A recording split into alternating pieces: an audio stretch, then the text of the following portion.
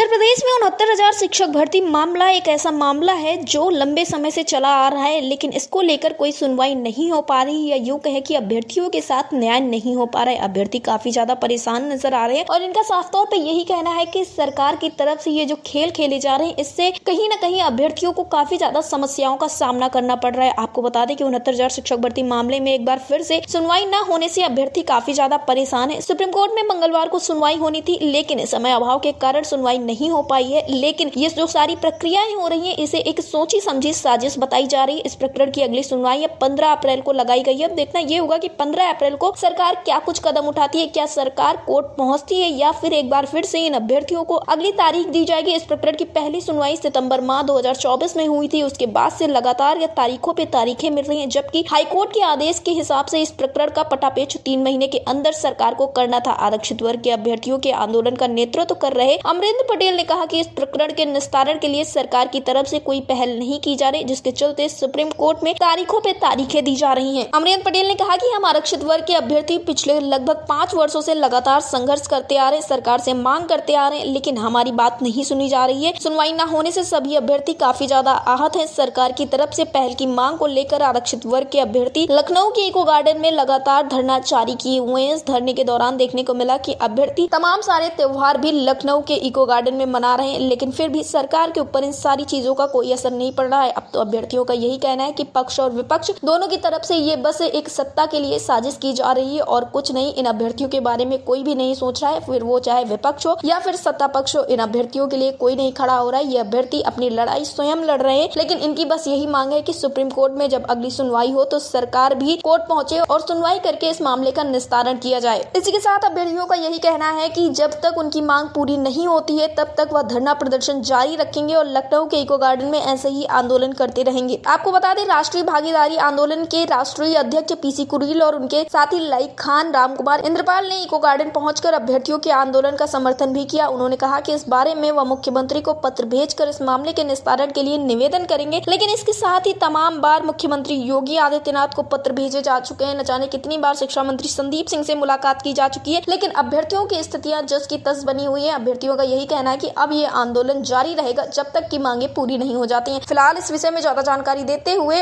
आरक्षित वर्ग के अभ्यर्थी अमरेंद्र पटेल ने क्या कुछ कहा, आप भी सुनिए। अमरेंद्र जी, आपका हमारे चैनल अटल टीवी पे बहुत बहुत स्वागत है। जी धन्यवाद। अमरेंद्र जी, इस बीच में जैसा कि देखने को मिला कि एक बार फिर से आप लोगों की जो समस्याएं हैं उसको लेकर सुनवाई नहीं हो पाई है। 69,000 शिक्षक भर्ती के जो अभ्यर्थी हैं लगातार प्रयास कर रहे हैं कि सरकार की तरफ से इन सारी चीजों को लेकर कोई पहल की जाए, लेकिन देखने को मिल रहा है कि सरकार की तरफ से लगातार हिला हवाली की जा रही है। तो ऐसे में आपका क्या कहना है, आखिर जो इस बार सुनवाई नहीं हो पाई इसका क्या कारण रहा है? देखिए, कहीं ना कहीं अब तो यही लगता है कि सरकार पूरी तरीके से लगी है कि 69,000 शिक्षक भर्ती के प्रकरण पर सुनवाई ना हो पाए जी, क्योंकि उन्हें जनरल वर्ग के अभ्यर्थियों को बचाना है, उनके हक अधिकार को बचाना है, पिछड़े दलितों को गर्त में डालना है, पिछड़े दलितों के हक अधिकार पे डाका डालना है। जो अधिकारियों ने गलती की, जिन अधिकारियों ने की, वो लगातार कोर्ट में डेट नहीं लगने दे रहे हैं। डेट लग भी रही है। कल देखिए, कल हम लोगों की डेट लगी थी और वहाँ अब क्या ही कहें, इत्तेफाक कहेंगे, क्या कहेंगे कि जो बेंच थी, जज साहब लोग लंच तक बैठते हैं, आफ्टर लंच बैठते नहीं, क्योंकि सारे केसेस खत्म हो गए थे। 1-2 केस हम लोगों के ही रह गए थे। तो इस तरीके से पिछड़े दलितों का लगातार उनके अधिकारों का हनन हो रहा है और पिछड़े दलित लगातार इको गार्डन में हम लोग बैठे हैं, अपनी आवाज को बुलंद कर रहे हैं। एक तरफ सरकार कहती है कि हम पिछड़े दलितों के हितैषी हैं, पिछड़े दलितों के मंत्री बनाए हैं, पिछड़े दलितों के प्रतिनिधित्व को बढ़ा रहे हैं, और एक तरफ जो पिछड़ा दलित वर्ग गरीब है, जिसे आप सो कॉल्ड ये लोग जब वोट लेना होता है तो हिंदू बना देते हैं। राणा सांगा के मुद्दे पे लड़ाना होता है तो कहते हैं कि सभी हिंदुओं को इनके मुद्दे पे लड़ना चाहिए, लेकिन जब उनके हक अधिकार की बात होती है तो उनको पिछड़ा, दलित, अल्पसंख्यक और SC ST सब बना देते हैं। ये तब भूल जाते हैं कि इनको आज हिंदू बनाना चाहिए। बताइए, अगर हम हिंदू होते तो हमें हमारा अधिकार मिल गया होता ना। हम लोग क्यों दर दर की ठोकरें खा रहे हैं? क्यों लगातार हमारे हक अधिकार पर ही डाका डाला जा रहा है? जी भाई ये तो समय ऐसा समय था ना कि यहाँ जब आप राणा सांगा के मुद्दे पे लोग चिल्ला रहे हैं कि नहीं सिर्फ ठाकुरों की लड़ाई नहीं है, ये सारे हिंदुओं की लड़ाई है जी, इनके हक अधिकार की लड़ाई है। भैया यही राणा सांगा के वंशज के लोग क्या पिछड़े दलितों के हक अधिकार के लिए सड़क पे आके हमारे साथ बैठते हैं? जी कल हजरतगंज चौराहे पे और 1090 चौराहे पे लोग कह रहे हैं कि नहीं सारे हिंदू लड़ेंगे, उसमें सारे पिछड़े दलित अपना झोला बोरा उठा करके इस लड़ाई को तेज कर रहे हैं। लेकिन भाई उनके हक अधिकार के लिए भी तो लड़ना पड़ेगा आपको। आज पिछड़े दलित इको गार्डन में 6 साल से बैठे हैं, कोई राणा सांगा का वंशज कोई लड़ाकू विमान वहां जाकर उनके हक अधिकार के लिए लड़ा? जी मैं तो पूछना चाहूंगा। लेकिन सिर्फ और सिर्फ प्रोपोगंडा, लोगों को जाति धर्म पे लड़ाना है। क्या बताइए, राणा सांगा हमको खाने के लिए देंगे, राणा सांगा हमको रोजगार देंगे कि रामजी लालजी सुमन हमको रोजगार देंगे? जी सब जितने नेता हैं सब भ्रष्ट हैं, चाहे पक्ष हो चाहे विपक्ष हो।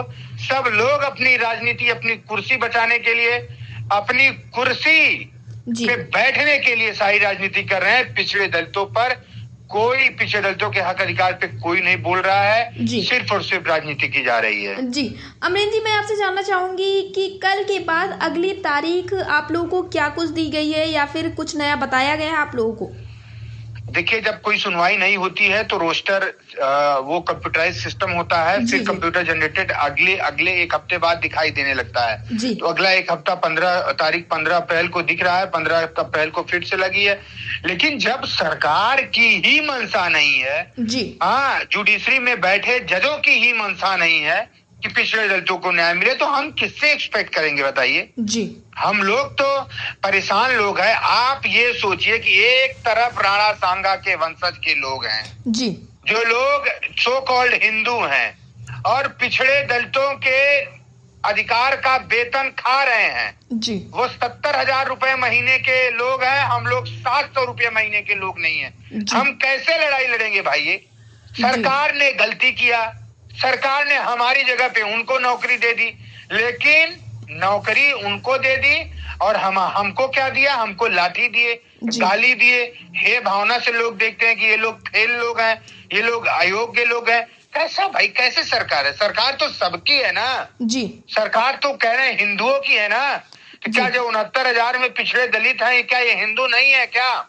और क्यों उनको वोट के समय हिंदू बनने के लिए मजबूर करते हैं? जब किसी मस्जिद पे भगवा झंडा लहराया जाता है तो बोलते हैं कि हम सब पिछड़े दलित हिंदू हैं, सब लोग मुसलमानों को भगाएंगे। क्यों भाई? लोकतंत्र है, संविधान है, क्यों किसी के ऊपर आप प्रताड़ना कर रहे हैं? जी इस तरीके से नहीं चलेगा।